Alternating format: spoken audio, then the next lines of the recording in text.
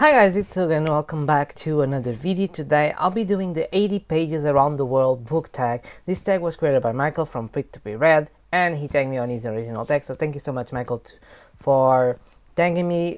Definitely check out his channel. His channel is amazing. He did 150 best science fiction on his opinion that he read, and the video is amazing. It has so much great recommendations. I still have saved it for when do I need a sci-fi recommendation. I'm definitely going to watch that video and look for one that I really think I will enjoy, so definitely check out his channel if you haven't checked it out yet. And yeah, this is not a very long thing, but it's a very interesting one, and I think let's start it before, it gets a very long video like it usually does. But before I give you my answers to this tag, don't forget to leave a comment, like and subscribe, which is very important for the channels. It helps us a lot to grow, fighting the algorithm, and also improving a lot the content, because it helps us to build a community, and that is very important to us. And yeah, I'm almost in the 500 subscribers, the next goal that I want to achieve. So definitely, if it's possible, I would like to achieve before the end of the year, maximum beginning of next year if that's possible. So if you like this content and if you like to see another content by me, don't forget to subscribe, like and comment. Okay, if you don't like to comment, just put an emoji or something. Very simple.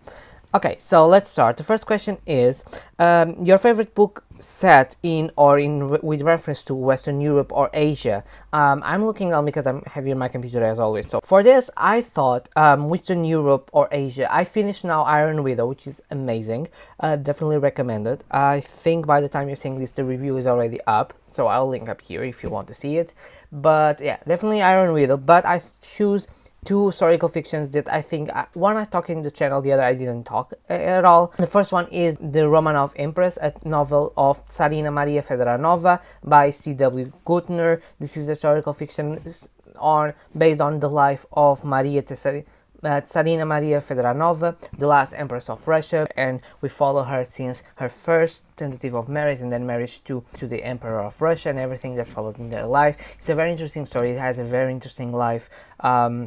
And I definitely recommend it as an historical fiction. So the next book I have here is The Contest by Rebecca Jones. This is the story of Elizabeth Barathori, more known as The Blood Contest. She was an Hungarian noblewoman who was accused of murdering virgin girls for bathing in her blood to maintain her youth. But during this novel is a historical fiction, we understand that has more to do about politics and the power that she has as being a woman in this time, because she was very powerful for a woman at that time. She had a lot of strategic games on Hungary, so it was a very interesting novel and a very interesting take of this Hungarian serial killer, the things that she was accused, but also the games that she had to play and in the Hungarian courts. Okay, second one is a booktuber or booktubers from another country other than your own that you watch, that you regularly watch. It's very simple. It's almost all the booktubers that I watch are outside of Portugal. So I have Rosie from Canada, Eric also for Canada, Katie also for Canada, Kim, Sam, Ashley, Lorena, Julie, Jeremy, Ian, Logan, or Michael himself, let me see, Connor, Sandy, Larry, Cece, which is from Germany, Gaia, who is from, I think it's the Netherlands, I'm almost sure, Megan, Sphinx, who is from the Philippines, Star, Izae, Bookmark, Joshana, Kristen, Charlotte, Emily, Brandon, Maria, Natalie, Lee from Dark Roots Creations, Grimly Cat. I'm like almost listing my subscribing list. The books, Hannah, which is from Colombia, Joe, Stephanie from Stephanie's Bookiverse. I have a lot. I follow a lot of people and I watch a lot of content that it's non Rana, but yeah, I have a lot of people that I follow that I watch regularly that are from outside of Portugal, which is very cool because I connect with almost people of all around the world, which is very awesome. 3. A book that you DNF before the 80 pages, and this had to be, I have problems DNFing, as you know. I don't DNF a lot, but I DNF'd this book and it was The Masters of the Moor by Ruth Randall. First because it was in a mass paperback, very small, tiny letters, and I don't know, it was supposed to be like a thriller or something, but I was not getting it, I was like, I had more books to read, bigger ones, and I was like, I'm not getting it. I I'm not going with the flow of this, so let's better skip it. And I skip it, and yeah, I never pick it up anymore. I don't know what it is. I think I gave it away, probably. I'm not seeing it anywhere, so probably I'll give it away.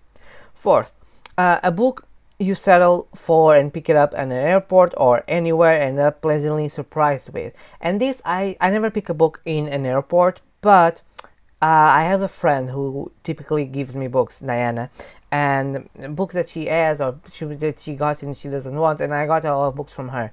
And one of the things that she gave me, it was a Tim Weaver book, which yes, it's here.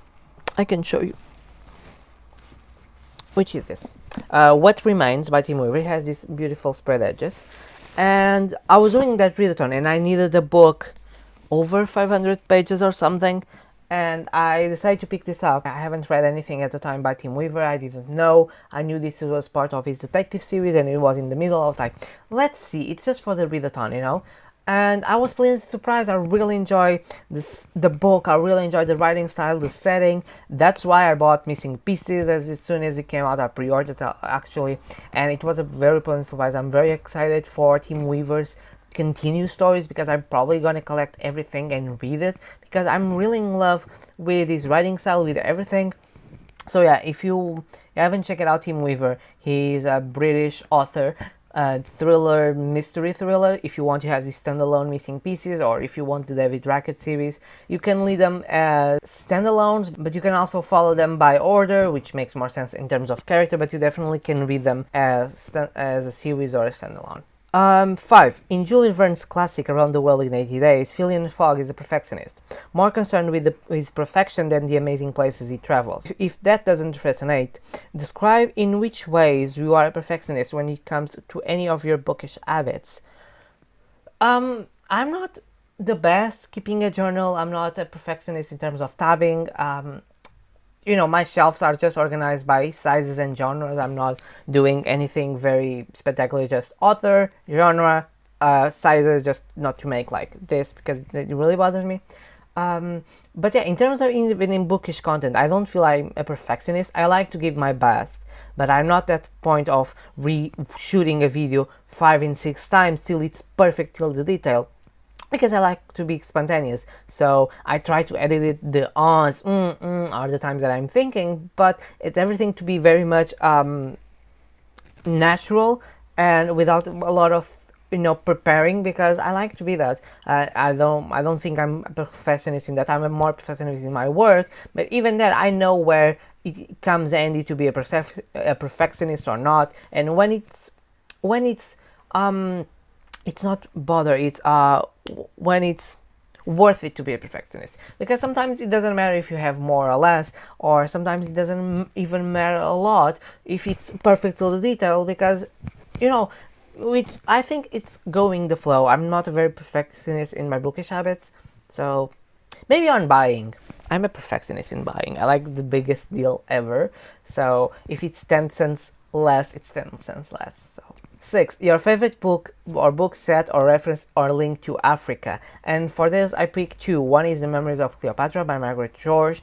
I picked it up the first one last year, 2 years ago, maybe. I read the second one this year and I'm planning to finish next year the series, although it's not a series. If you buy the English version, it's just one big book, like over 1000 pages, but they divided in 3 parts in Portugal, and it's a full memories of Cleopatra. She's writing her story as she lives. So the first part is her youth, being away from Egypt, finding Julius Caesar, then it's Mark Antony, and then it's the last part with the falling of Egypt. I think it's a very interesting memoir of Cleopatra, and Margaret George writing style is very interesting to follow in terms of a protagonist and a feminist, and the way she portrays the women on these historical figures. The second one is Things by T.S. Liner, and what I remember about it is it has to be an artifact that can predict or change the future, something like that, and it's set in Egypt also, and it's more in historical fiction because I think it's set in the 20s or something, or in the 40s, or maximum 60s, I don't recall, but it's historical fiction, but then it has a lot of adventures. You have bad guys going after him, he's trying to discover everything, so it's a very interesting story. From Africa, I think I read some African authors that are not translated into English in school, probably one or two, but the books are not translated. And I read one that I don't remember. I remember the name. It's Nefertiti, just that. But I will try to put here the cover. I don't remember the author, but I know it's not Christian Jack. But it's about Nefertiti, and it's like an historical fiction based on her story and in her life, and it's very interesting. I really like Egypt as a concept of that empire and the pharaohs and everything about it. That's one of the most things I really like. 7. Judging by the only first 80 pages, the best book you've read, and then by the last 80 pages, the best books you read. So for the first one, being the first 80 pages, I think Well of Ascension is amazing because it has such happening in the first 80 pages, and the world is already built from the first one that you are much more engaged in the story, in the world, and in the fights and everything. I really liked the beginning. I hooked me more than the first one. 90 minutes, I think it's amazing. The first 80 pages is perfection in terms of tension and plot. It sets a lot of things for the future. And more recently, I think Nine Elms is perfection also. The Robert Rinzerai's is just amazing, and the first 80 pages on Nine Elms, which is not a lot, is like almost a half of the book, well, 1/3 maximum, sets a lot of precedent, a lot of story, and a lot of build-up, and I really like that. For the last 80 pages, I think I picked 2 thrillers and one that is not a thriller. So Before I Go to Sleep by CJ Tudor, something like that. But Before I Go to Sleep, I don't know where my copy is, but I got a new copy that is signed. It's a first edition, and it's one of my favorite thrillers. The last 80 pages are twists after revelations. It's very good. Missing Pieces by Tim Weaver, I already talked this, and I have a review, but the last pages, it's you build up the action and then it's everything going and trying to figure things out. It's amazing. I loved it. And probably My Grandmother Sends Her Regards and Apologies, or if you are American, My Grandmother Says She's Sorry, by Frederick Bachman. One of the best books of last year. I really enjoyed the story. I connected so much with the characters. The involvement of the setting is so interesting. And the last pages, everything comes to a twist and a unveil of characters and developments that I really enjoy.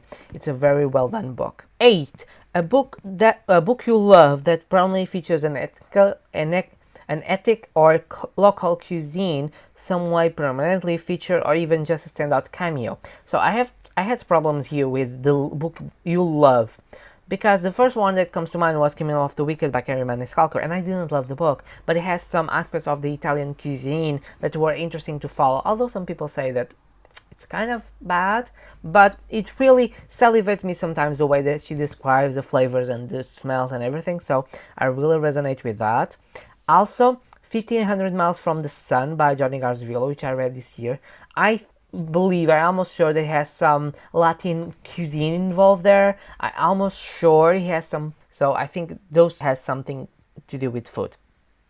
9. The last travel or non-fiction book you looked at or read featuring a city other than your own, and you have a story. So I discovered this very recently. I don't read non-fiction. It's something that I need to I don't think I need to fix. I need to find something that captivates me and read it, but it's not a genre that I pick up a lot. Definitely, last travel book. I don't pick travel books. The only place I went outside of Lisbon and Portugal was Switzerland, and I didn't pick a travel book. I just went to the internet, see what was popular, got a map, and then describe everything and make like this is the best way to go faster to see everything, and it was an amazing experience. But I haven't picked any travel books. I don't think now internet travel books is like just for collection, I think. 10. Any book you've read set in either Central or South America, and for this I already when I talk about the food, it's Clap When You Land by Elizabeth Acevedo. Not a book that really resonated with me, but a lot of people loved it. It's very loved here on BookTube. I didn't connect a lot. The writing style was a bit weird because of being poetry, and listening it didn't help. I think I must read 1 or 2 Brazilian authors, which I don't remember because it was in high school, middle school. But I don't know if they were apparently fit on Brazil, because I think they were like children books, and so they don't say a town, but probably some of them. 11. Your favorite book referring another world, universe, or dimension. Maybe this is an extra credit, so I call it 12 questions. Another world, well, definitely House of Night is a parallel dimension to ours, because there are no vampires in this one. Mistborn trilogy, the Darker Shade of Magic series, the Immortal Signal Family, I also like it. Harry Potter, of course. Like, I wanted to be a wizard till this day. I'm still waiting for my letter when it arrived. Yeah, I think those were some universe and things that I really like. 12 and last one. In Rita Gelman's tale of female nomad, Rita left an elegant life in LA to follow her dream to connect with people in cultures all over the world. Your dream read to read in any dream location, real or fictional, of your choosing. So, fictional, I don't know. Real, I would love to go to Egypt, but it's not the safest place for me. I don't know. I don't have, I think, a dream read. I don't have a book that I will dream to read, or I could pick a favorite, but I don't know. This one is hard, because I have a lot of places I want to go around Europe, around the States, like New York, Canada. I want to travel a little bit, but also some beaches, like good ones, warm, so I can rest. But then I don't know. I think I will just pack a lot of books to read, or pick just a Kindle and go with it. But I don't know. Your dream read. I had a lot of dream reads, luckily and thankfully, because I've read amazing books so far, and so I don't know. I don't know which one would I pick. So now we have some tag challenges. The first one is tag a challenge that it has 80 or few subscribers. If you cannot, then you must tag a channel more than 80,000. So I have one, and it's Corner. Corner is a recent on booktube. It's like a few months, and I found it on reviewing Lindsay by Stephen King and comparing to the movie or the TV series. Really like it. He's done some awesome content featuring King. He did a review from Lock and Key that really got me hyped to read the books. I'm not gonna lie, they are in the list. I haven't searched them because I think they are a bit expensive, but yeah, he's amazing. If you can, check out his channel. Then challenge number 2 is tag a channel that has review any Verne's novel or any of the novels you mentioned in the tag. So I don't want to look for this. Let me see. I think Jeremy and Larry probably review some of Julie Verne's. I don't know if Ian review it or he's reading one of them. Let me see books that I have read. 19 Minutes, probably Gaia. Lorena, I don't know if they review it. 9 Elms, also no. Ooh, Well of Ascension. Well, a lot of people have reviewed Well of Ascension, so I can tag a lot of people here.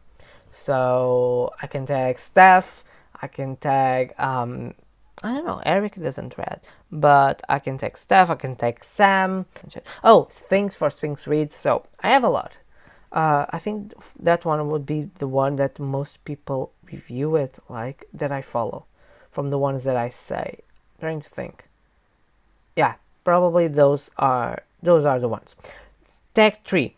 Tag 8 channels that you watched the most in the last 80 days, and if you want to tag 8, tag at least 1. Can I tag more than 80? Because I think I will. So, channels that I watch more than 80 times on the last 80 days. Ian from Out This World Reader, Sam from Griff Reads, Sunshine Lorena, Miss Sandy from Miss Reads a Lot. I cannot tag Michael because he did the tag, so yeah, but it's a shout out here again. Eric from Break Even Books, Logan from The Big Book Boy, Larry has opinions, Julie from The Hungry Bookworm, I already text Things, Kim from Expedition to Pages, Starvid Zaye, Joshana, I also watch a lot of content, Kristen Craven Books, Brandon from Brandon's Bookshelf, Natalie, I was starting to remember the name, Natalie from Pastel Rider, Lee from Dark Roots Creation. I don't know, I lost count. So I'm just going through the list and be like, this. Yeah, I think those are the ones that I could remember from top of my head that I watch a lot, and especially in the last 80 days. So this was the tag, the 80 days, 80 the 80 pages around the world tag. Thank you so much, Michael, for creating this. This was amazing, and thank you for tagging me.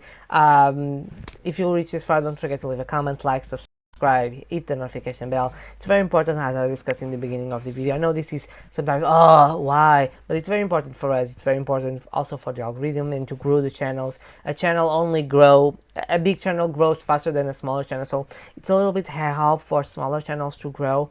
And if you like the content, you will be notified when I post new content, book reviews and tags. So it's cool. I think it's cool. Yeah, I post videos every Tuesday, Thursdays, and Saturdays. I have live reading sprints if you want to join on my channel on Fridays. And I see you guys on my next video. Bye.